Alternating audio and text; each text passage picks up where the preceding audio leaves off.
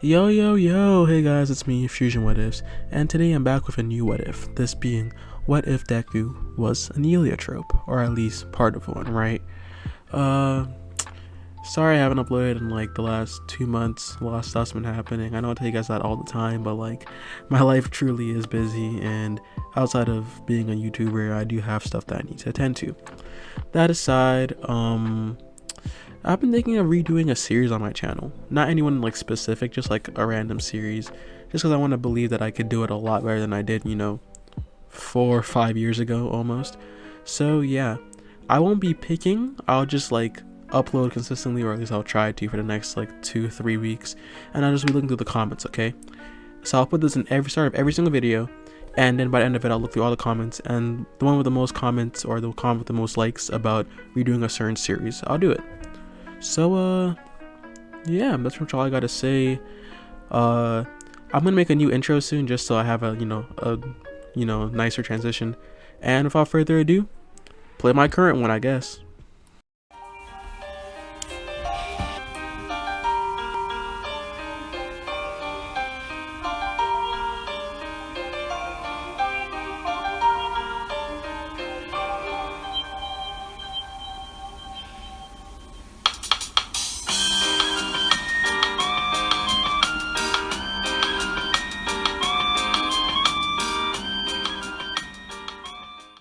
Okay, well, all said and done, let's get straight into it.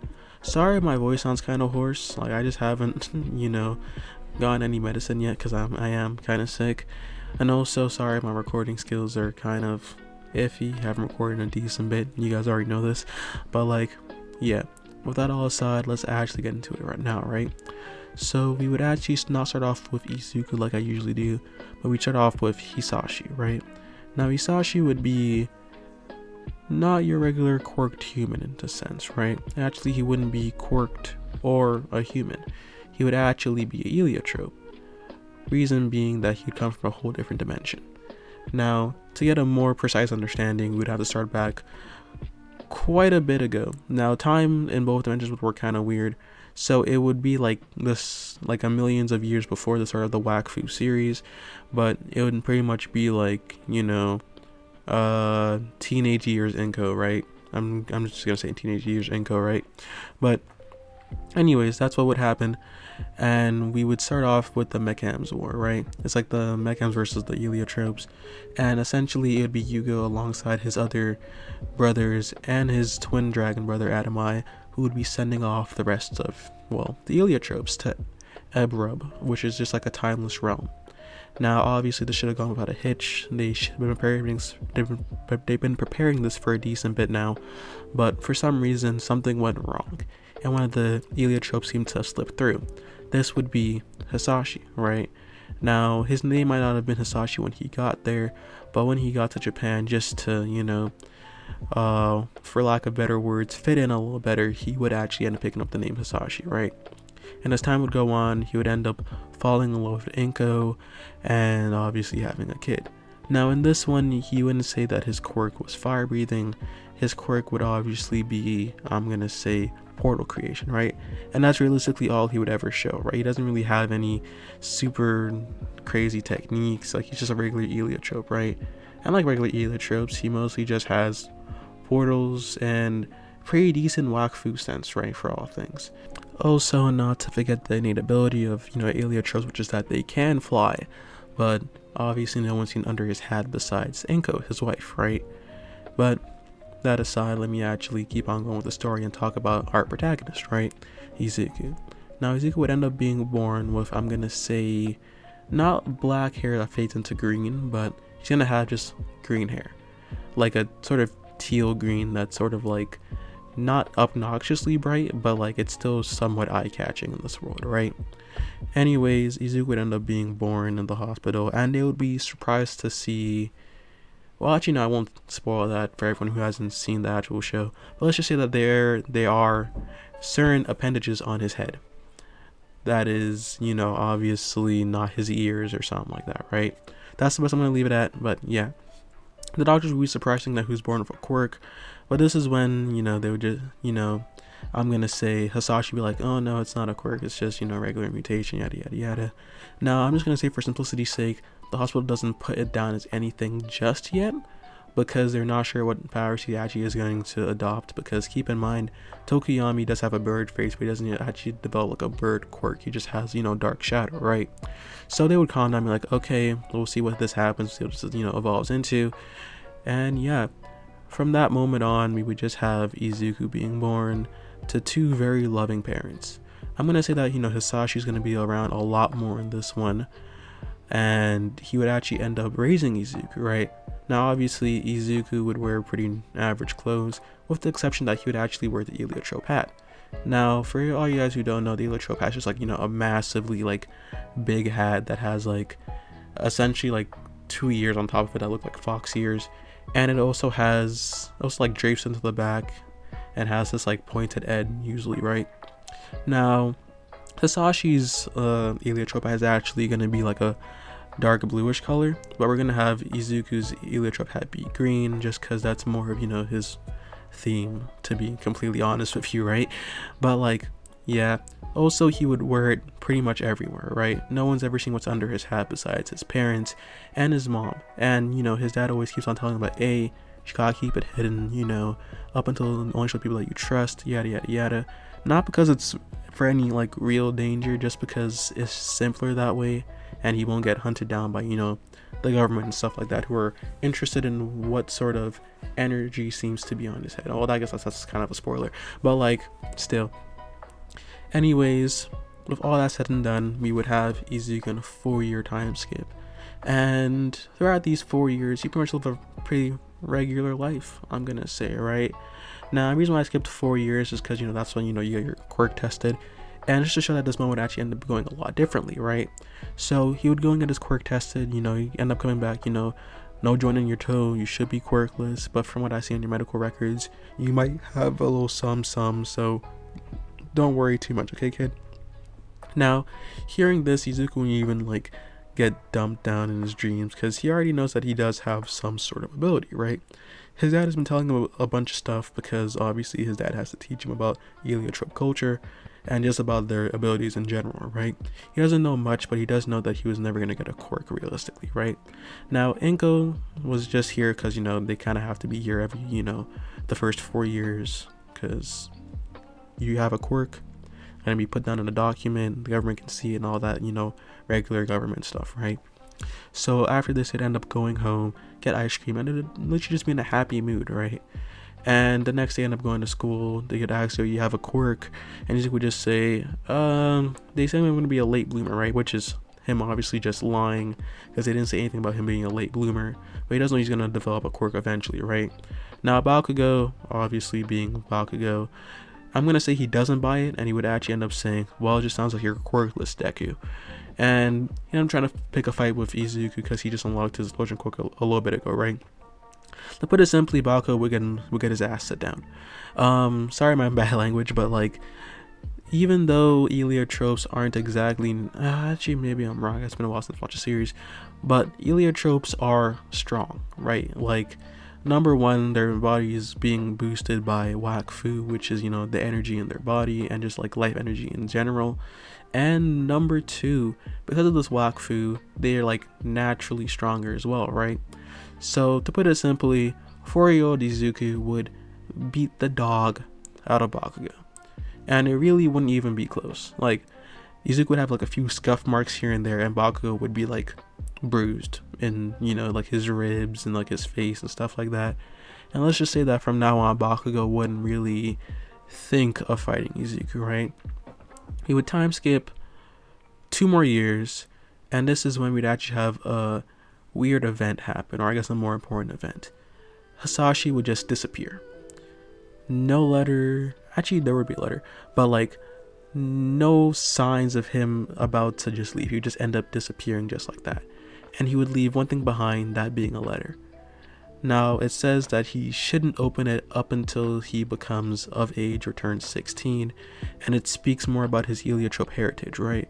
Now Izuku, obviously being sick and still obedient to his father, would actually end up, you know, not opening the letter, but he would be very tempted But I'm going to say that Inko, his mom, ended up keeping the letter for him and telling him that when he does turn 16, he'd be able to read the letter, right?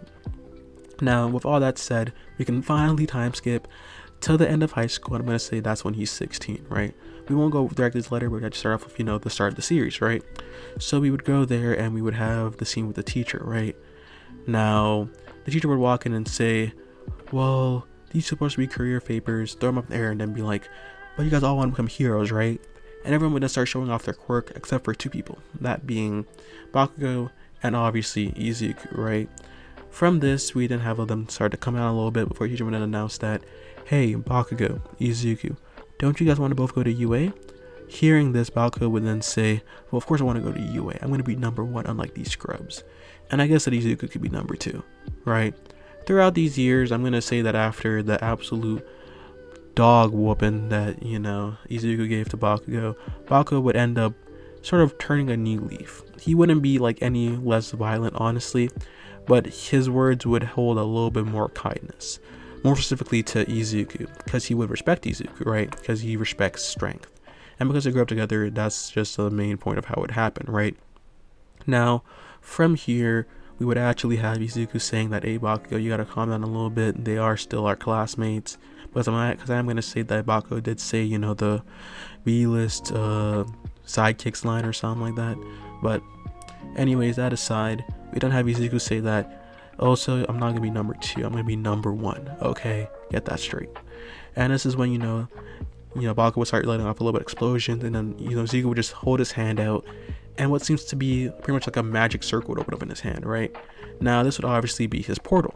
It would be a regular blue portal with like really intricate patterns around the outside, and then the inside would just be like this sort of like luminescent blue, right? His portals are just blue in the color scheme, because you guys haven't picked that up already, right?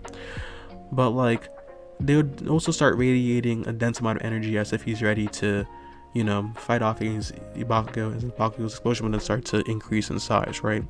From this, he would then say, hey guys, calm down, none of that quirk shenanigans in my classroom, especially you guys, since he has powerful quirks, right?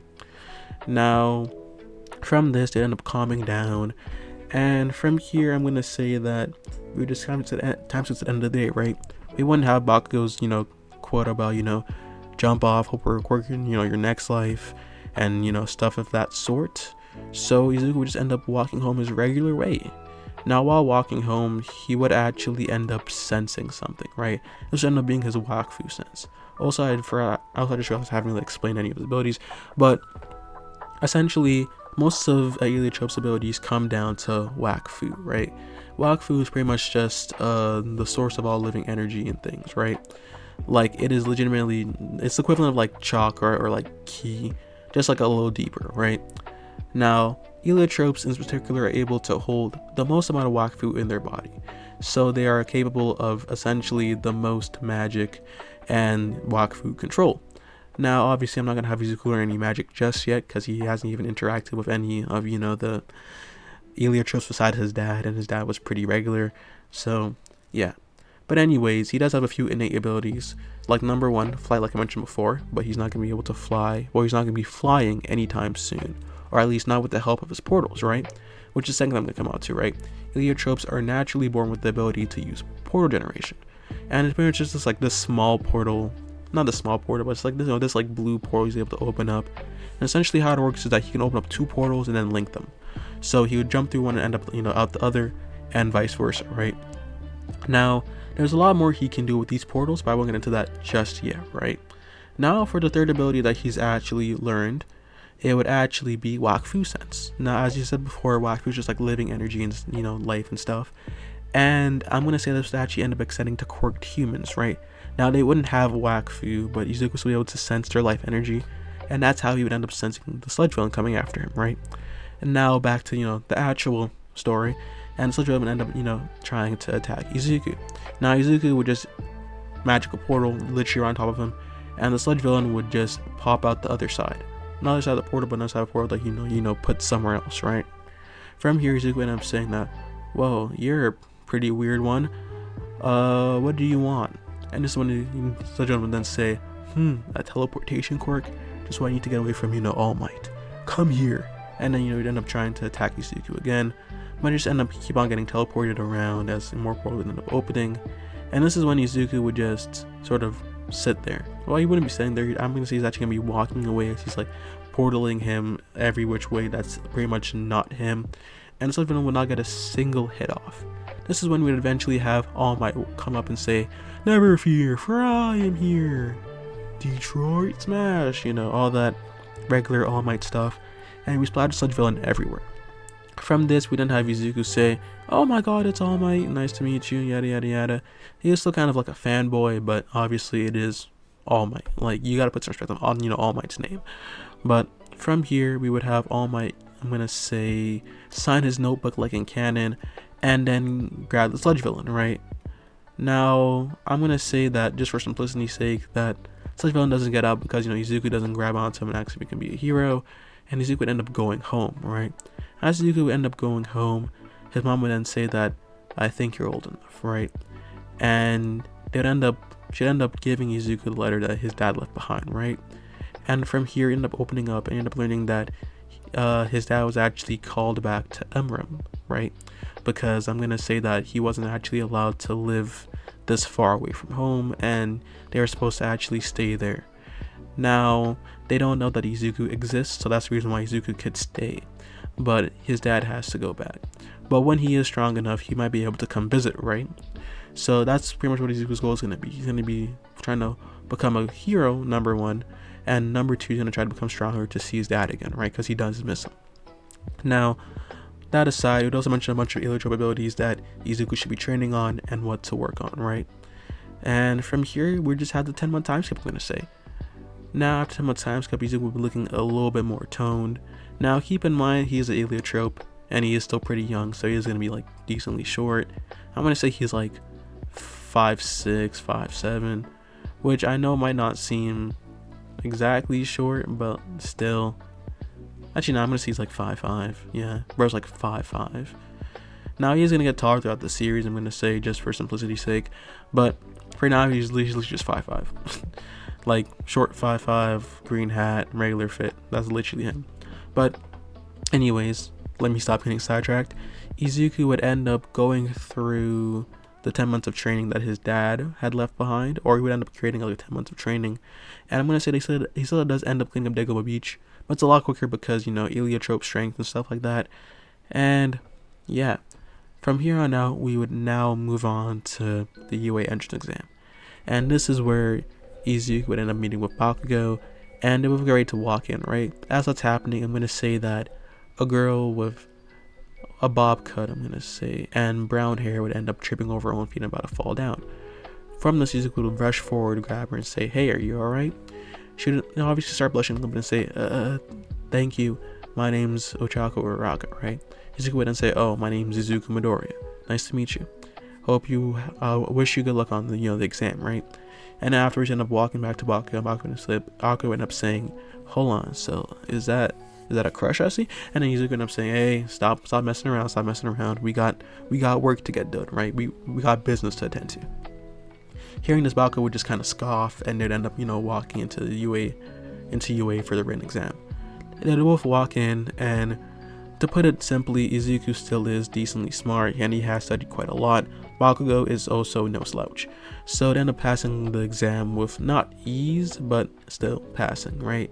I'm going to say that Izuku would end up being top 10 and Bakugo end up being like top 15, right? But anyways, that aside, we would then move on to just them sitting down as President Mike would start talking about all three robots, right? Before you get to the fourth one, we would have Ida stand up and start saying, "Hey, I see you still have a fourth robot. This is a mistake on UA's part. I'm severely disappointed. Also, you in the back. Yes, you," as he would end up pointing to Izuku, and then moves on to Bakugo as well and say, "You guys have been so disruptive during this presentation. Like, can't you guys just keep quiet as we're trying to learn?" And this is when, Bakugo would end up losing his shit and just saying, "Hey, shut up, nerd," and, start explosions from his hand, obviously. And Izuku would just have to say, "Bakugo, calm down, okay? We're still in the school, you can't do none of this, right?" And Bakugo would just like growl a little bit and just sit back down. Now, seeing this, Ida would actually want to complain even more, before President would end up saying, "Hey, sit down, young listeners." Anyways, the symbol of the fourth robot is the 0 pointer. As you can tell, it gives 0 points. Now, let's just say you'll know when you see it. And if I was you, I would run when I see it. Anyways, that's it. You guys have been assigned your separate zones. Get to it. Right? Now, Izuku and Bakugo ended up checking the zones they were in, and they obviously got different zones. Now, I'd end up thinking why, and Izuku would end up saying maybe it's so they don't have to do, maybe it's just so people from the same school don't like work together and stuff like that, right? And Bakugo would end up thinking that, it makes sense, and it seems like a pretty good reason, but it doesn't really matter for us, right? Since we're both decent solo fighters, right? And that is to just put it out there that Izuku and Bakugo do have a few combination moves they have worked on. But, like I've said before, they are pretty good solo fighters. Anyways, I'm going to their different zones. And when Izuku gets to his zone, which I'm going to say is like zone C or some, he would actually end up seeing Ochako again, right? He'd want to go walk up and talk to her before Ida would then walk up and behind him and say, "Hey, you're going to try to distract that girl over there? That's very unhero-like of you." And then Izuku would end up saying, "Hey man, just like watch yourself. I know her, yada yada yada. Stop trying to be some stickler with a stick up his ass." And just literally just brush him off, right? Hearing this, Ida would kind of just get mad, Ida mad, some real stuff. If you guys know that reference, you're a real one. But like, yeah. Anyways, Izuku ended up walking to Ochako and ended up chatting up a little bit because she looks kind of nervous, and tell her that she's gonna do okay, right? I'm not sure what quirk she has, but she seems to have heart of a hero, and that's really all it takes at the end of the day. Hearing this, Ochako would end up having this massive smile on her face and say, "Thank you so much, Izuku." Thank you so much, Midoriya, because they aren't that close, right? And then from this, we then end up seeing the gates open, right? Immediately, without a single trace, Izuku would start throwing portals and teleporting through them, right? Now, seeing this, we would actually have, I'm gonna say, a 3-second interval before President would end up saying, "Hey guys, you should get going. No here's gonna tell you to start. Go, go, go." Seeing this, a bunch of them would be like, "Oh my god, Izuku got a head start, the guy in green got a head start." And before they get there, you just see Izuku just like pounding in the heads of robots, right? Like, no special abilities, just pure physical strength. And some Wakfu enhancement every now and then, but like sparingly, right? Like, he still has a bunch in the tank. That aside, we would end up going for, I'm gonna say, 10 minutes, and this is eventually where we move on to the video room, right, where the teachers are. Now, they would all end up looking through the screen and seeing that, there's quite a few good candidates. They would point out, like, I'm gonna say Kirishima over there, Mina. They'd end up pointing out, who else I think would actually do good in the entrance exam? Bakugo too. Bakugo would end up being pointed out as, a good student, just for like quirk wise. And eventually they end up landing on Izuku. This is when someone then asks what his quirk was, right? Because he seems to have superhuman strength, but he also seems to be able to teleport as well. And realistically, all they would see is like him just disappearing with portals as he would bash in robots and collect massive, and I mean massive amount of points. Like, it's been 10 minutes and he's already at, I'm gonna say, 250, which is quite frankly insane. So seeing this, they would immediately be like, "Whoa, what's he doing? What's his quirk?" And essentially it would just say like portal creation, and that's it. It just say portal creation, and they would all be somewhat confused because he also seems to have super strength, but maybe it's just the inertia that you get from being flung through a portal, right? That's what they would think. So they'd just be like, okay, that's all right. But he seems to be very promising, right? He's already beaten All Might's record, and obviously All Might seeing this would end up getting intrigued and looking at Izuku's screen, right? This would end up recognizing him as the kid who he met with the sludge villain, and who'd think that he seems like he does have a pretty bright future. Maybe I should pass one for all on to him, but that'd be like a sort of side thought as of right now. And yeah, moving back to Izuku, I'm gonna say five more minutes pass, and you're gonna see he's just chilling on top of a building now, because he has way more than enough points. And at this point, he's just helping people defeat robots, right? Like, if they're about to get hit, teleport the hit away, so I'm gonna say it hits itself, and just regular stuff like that, right? Eventually, he'd feel the ground start shaking. He'd be confused before he end up seeing what looks to be this massive, and I mean massive robot, that being the zero pointer, right? Almost instantly he would get flashbacks. They wouldn't be his memories, not even the slightest. I'm gonna say it's almost like the feeling that you get, right? Think of it like how Muzan and the demons were whenever he saw Yoruichi, right? Just like that fear. Except Izuku wouldn't feel fear. He would end up feeling this sense of anger, almost rage. And he wouldn't be sure why, because like he's never been like this to regular robots, but this one specifically. This would actually be inherited from, I'm going to say, his dad, mostly because Wakfu can, connect people, and also because the fact that his dad was teleported from like the mechanisms versus the Eliatrope war, right? So his dad was literally fighting robots like this, if not even greater. Actually, sorry, greater robots than this, but still robots, right? Which end up triggering a little bit of it. But that aside, we would eventually have Izuku seeing Ochako trapped again, right? Now, like before, you'd end up thinking that he has to go save her, portal there, and he would just lift off the rebel off her leg, right? Now, as he's trying to get away, he sees the zero pointer coming down on him and start teleporting away, right? And as he does, he ends up putting Ochako in a safe spot before saying that he needs to deal with this now, because he wouldn't be really thinking rationally, and also the rage would somewhat consume him in a little bit, and he thinks that, oh yeah, I need to destroy the zero pointer now. Like, it's irritating him to an extent he didn't know was possible. So he'd actually end up putting one portal in front of the other and then combine them. And from this massive blue beam would end up shooting out from his combined portal, and blow a hole directly through the zero pointer with complete ease. And it wouldn't be just one, he would make multiple. He would fill the zero pointer with holes before eventually saying, yeah, that's a lot better. And then, having a deep breath, sighing out, and then, walking back to Ochako, picking her up and saying, are you alright? She ended up saying she just sprained her ankle. He ended up walking her to, recovery girl, handing her off and saying, I think you did pretty well. Hopefully I get to see you in UA. And he ended up just walking off. And just like that, he'd meet Bako in the front of, the school, and Bako ended up saying, I hope I saw that, right? And so, Izuku playing number like, saw what? And this one just saying, you and that girl again. You can't tell me you're not fall. And immediately after, I'm gonna say that he gets like teleported literally like 20 meters back into the school, and he ends up saying, I hope he cools down off of that. And Izuku just end up keep on walking as Baku's trying to catch up, right? And yeah. What else do I have to cover this episode?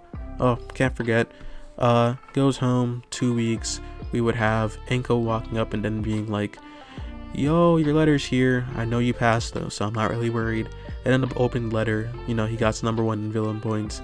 And I'm gonna say that he also got the most hero points too. We're gonna say he clocked in at about 350. 350 is a good number. Yeah, he's in at like 350 points. And he broke the record. He's almost happy to have him at his Hero Academia. And yeah, that's where I'm gonna end off, guys. Hope y'all enjoyed. This has been 26 long minutes. I'm surprised I actually got this far. Actually, it's more like probably near 30ish. But anyways, hope y'all have enjoyed. This has been What a Deku Was an Eliatrope. Sorry if the midway part and the ending part's kind of lacking. I've done this, I've made so many part 1s of My Hero Academia series right now that it's actually sort of just frying me mentally. But anyways, like I mentioned before, please like and subscribe, and if you guys do have a series that you want me to redo on the channel, I will do it. Just put it down in the comments, and like I said before, one with the most comments and likes wins. Without further ado, stay cold, stay frosted. Love you guys. Peace.